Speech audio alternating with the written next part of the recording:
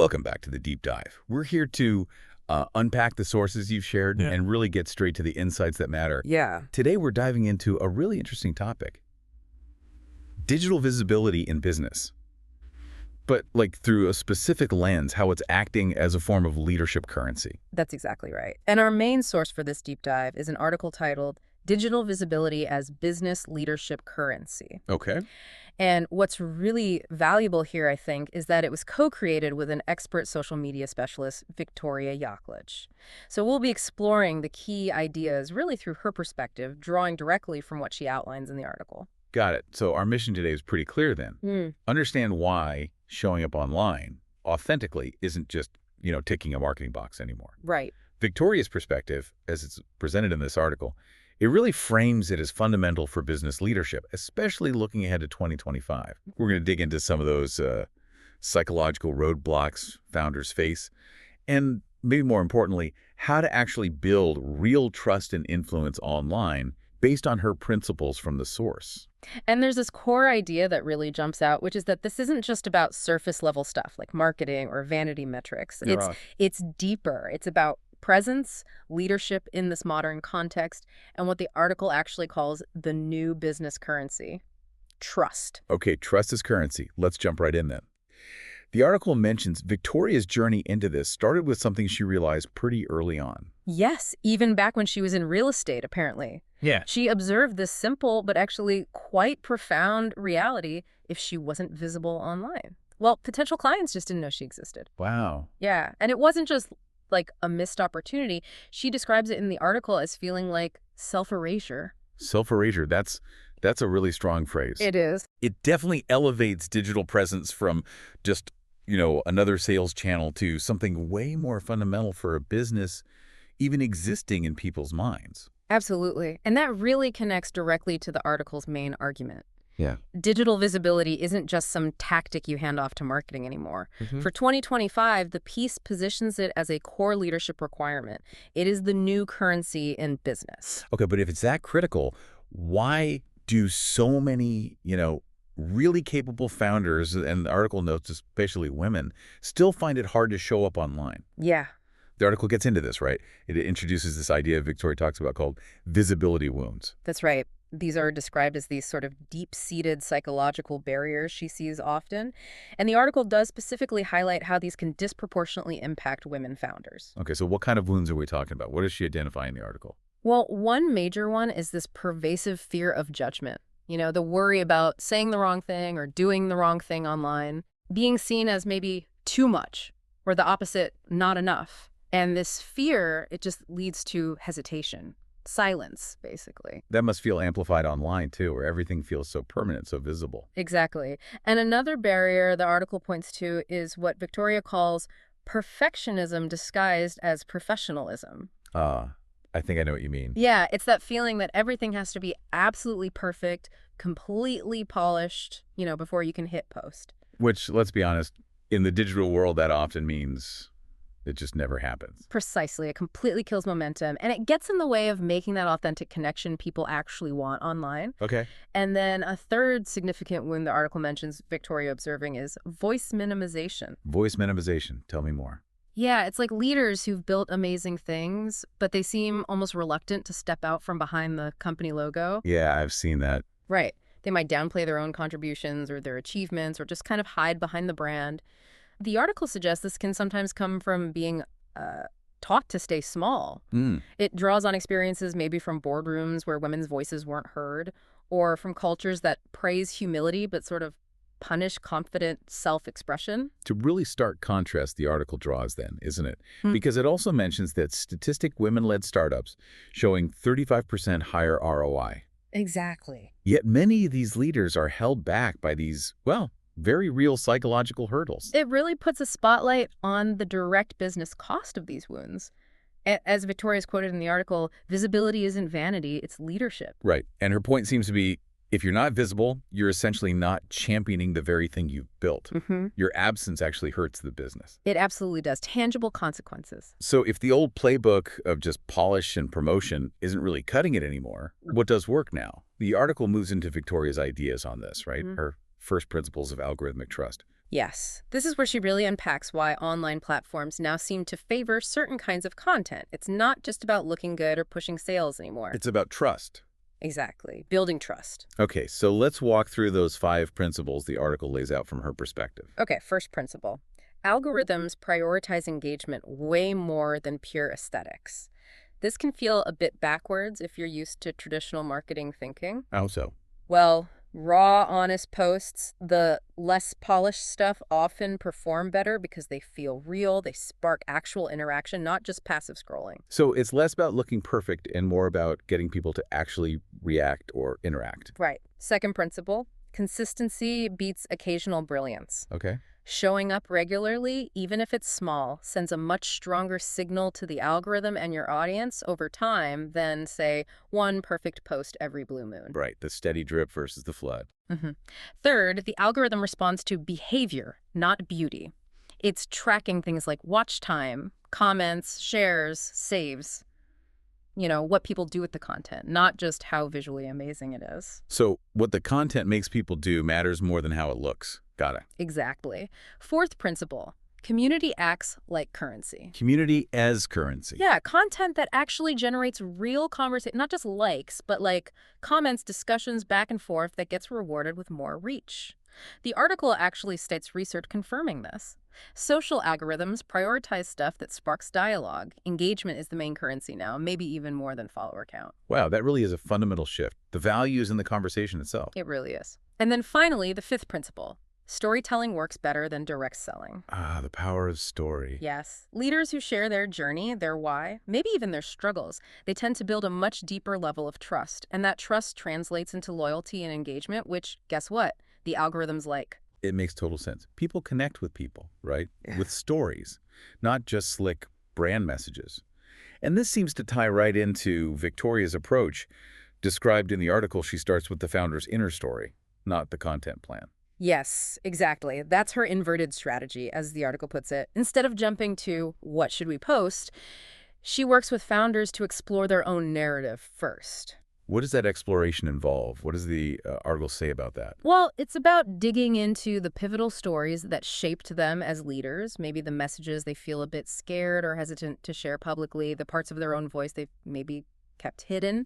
And it sounds like a big part of this is just embracing imperfection. Absolutely. Victoria is quoted in the article emphasizing that visibility is a muscle. You build it by showing up, not by being perfect. I really like that way of putting it. It makes it sound less like a scary performance and more like, well, practice. Exactly. And going through this process helps founders answer what Victoria sees as the real question. It's not what should my content calendar look like. It's what part of myself am I actually ready to stand behind publicly. And her insight, according to the article, is that when founders get stuck with online visibility, it's usually not about strategy. Yeah, exactly. It usually goes deeper. The article points out that most of that hesitation comes down to confidence and fear, not a lack of knowing how to post or what platform to use. The article includes a pretty striking statistic here from the GM consortium about fear, doesn't it? It does. It mentions a big jump between 2019 and 2024 in the percentage of economies where fear of failure was the main reason people didn't start businesses. Went from 68% up to 84%. Wow. That really underscores how common that fear is for entrepreneurs. And that's precisely why visible leadership becomes so important. When founders show up authentically, sharing their journey, including how they navigate those fears, they become, well, role models. Yeah. They can really inspire others facing similar worries. The article gives an example to illustrate this, right? The story of a wedding salon owner Victoria worked with. Yeah, it's a great case study described in the piece. His owner was super talented, but her online presence was just generic. Stock photos, videos just showing dresses on mannequins. And the result, low engagement, sales were kind of flat. The focus was all on the product, not the person. Exactly. So Victoria's guidance, as the article explains, was to shift the focus onto the owner, her expertise, her personal story, her personality, the passion and emotion behind her work. So how did that change what she actually posted online? Well, instead of just product shots, she started sharing things like short educational videos, tips based on her expertise. She shared personal stories about why she loved her work, client transformations, even behind-the-scenes stuff that showed her real self. And what happened? What were the results mentioned? The article details a pretty significant turnaround. Engagement shot up. Client inquiries and actual bookings increased. Sales grew. And interestingly, she started attracting collaboration requests from others in the industry. That's really powerful. Proof that making that personal connection actually drives business results. It really is. And Victoria explains in the article that when founders show up truly rooted in what they believe in, they don't just get more eyeballs, they attract the right people. The right people. What does she mean by that in the article? She means the clients and partners who really resonate on a deeper level. The ones who might say, wow, I feel like you were speaking directly to me. Yeah. That alignment, built on authenticity, the article argues, is maybe the most valuable and sometimes surprising outcome for the business. But doing this consistently, especially when you're running a business, can be draining. The article talks about the systems Victoria helps put in place, right, to make it sustainable. Yes, absolutely. Systems are crucial. They're designed to protect the founder's energy while still ensuring they show up consistently. It's about making it efficient and less overwhelming. Okay, so what do these systems look like, according to the article? Well, batch content creation is a big one. So setting aside specific blocks of time just for creating content instead of trying to do it frantically every single day. Makes sense. Like maybe film several short videos in one session. Then you can repurpose them. Repurposing sounds key. Oh, definitely. Taking one core piece of content, maybe a longer video or an article, and slicing it up into smaller bits. Think social media clips, quote graphics, short text posts for different platforms. Maximize that effort. Smart. The article also mentions using flexible content calendars and really prioritizing authenticity over perfection to avoid burnout. That's huge. And scheduling downtime is part of that, too. Yes, building in actual downtime is part of the system. It ensures leaders can recharge so they can keep showing up authentically without burning out. Okay, so we've covered the power of showing up and how to approach it authentically and sustainably based on Victoria's insights in the article. But the piece also discusses the flip side, the cost of not being visible. It calls it the silence penalty. Right. This is about the real negative consequences of digital invisibility. It's not just about what you miss out on, it's about actual drawbacks. What specific costs does Victoria point out in the article? Well, when a leader goes digitally dark, they risk losing momentum. It can chip away at their credibility over time, and they miss all those little opportunities to build trust. Because people draw conclusions from silence, right? Exactly. The article notes that silence can lead potential clients or partners to assume maybe your business isn't doing well or isn't growing, or maybe even, that you've closed up shop. And meanwhile, you're basically just handing the stage over to competitors who are visible. Precisely. You lose that mindshare, that connection space. And the article also touches on the internal impact, the cost to the leader themselves. It does. Victoria observes, based on her work, that staying silent online for too long can actually erode a leader's own self-confidence. It makes it feel even harder to step back into the light later on. The article really hammers this home, quoting her that the real cost isn't just missed opportunity. It's lost positioning, delayed growth, and weakened self-belief. That connects right back to those visibility wounds we talked about earlier. Silence can actually make them worse. It can definitely become a negative cycle. Yeah. So as the article wraps up, it talks about a kind of mindset shift, doesn't it? Something transformative that happens when leaders really embrace this authentic visibility. Yes, this is what the article frames as the leadership invitation.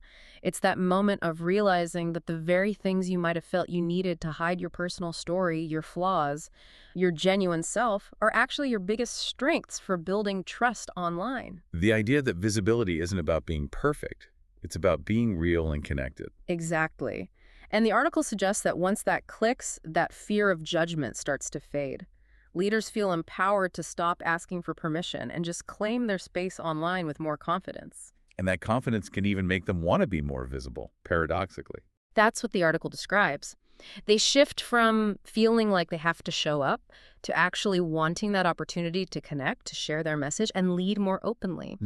The article really positions this as a crucial leadership invitation, especially as it notes for women who might have gotten messages throughout their careers telling them to stay small or quiet. So the core message that Victoria brings forward through this article, it really feels like the ultimate takeaway here. I think so. It boils down to this. In this age of, algorithmic trust, Your authentic voice is your online presence. It's not optional. And if you don't use that voice, Well, the risk, according to the article, is your brand just kind of fades into the background noise. But when you do show up authentically owning your message, you build something much more valuable than just clicks or followers. trust. Trust. The article concludes by stating that trust, more than any other metric, really is the true currency of business leadership today. Wow. What a powerful way to frame the importance of showing up in the digital age. This deep dive has really illuminated the insights from that article. Digital visibility is business leadership currency, especially drawing on the perspective shared by the collaborator, Victoria Yaklich. Yeah, it really highlights how in 2025, being visible online isn't just marketing, it's fundamental to leadership. It demands that authenticity and consistency to build real trust, moving way beyond just aiming for perfection. So a final thought for you listening, building on what we've unpacked from the source material today. Just consider what aspects of your own story, maybe your core beliefs, or even some of those imperfections we discussed, might you be ready to share more publicly? And how could leaning into that authentic visibility potentially build deeper trust and ultimately serve your own leadership? Thank you for joining us for this deep dive into the source material. We'll catch you on the next one.